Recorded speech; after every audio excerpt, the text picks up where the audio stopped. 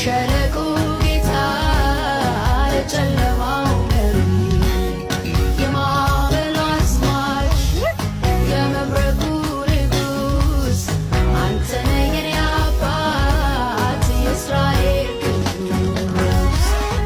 እስቲ ይህንን መዝሙር ደግሞ ስሙት።